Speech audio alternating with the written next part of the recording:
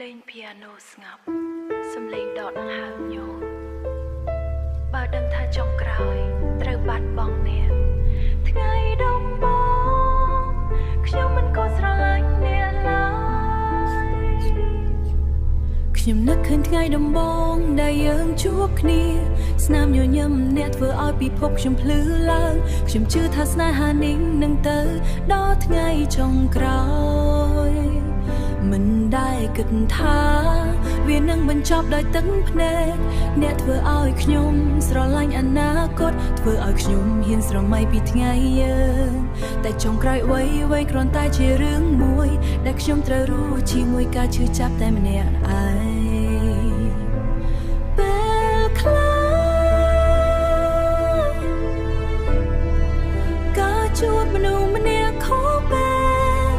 អាចបំផ្លាញបេះដូងមួយជារៀងរហូតបើសុំតបស្នេហ៍យើងមិនគួរចាប់ផ្ដើមបើចុងក្រោយអ្នកមិនអាចនៅក្បែរខ្ញុំមិនស្ដាយដែលបានស្រឡាញ់អ្នកទេ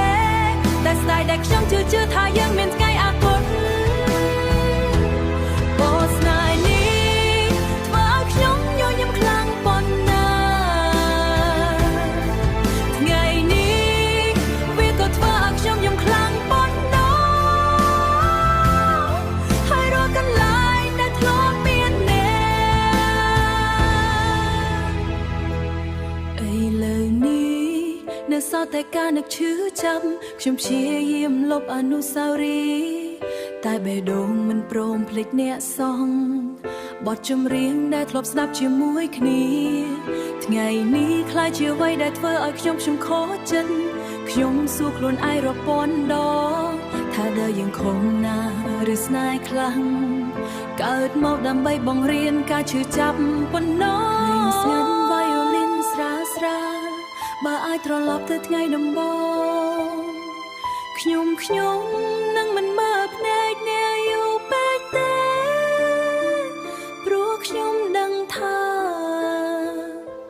ភ្នែកគូនេះនឹងក្លាយជាមូលហេតុ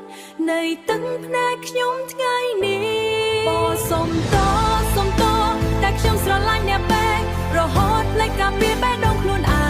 ងតែខ្ញុំនៅ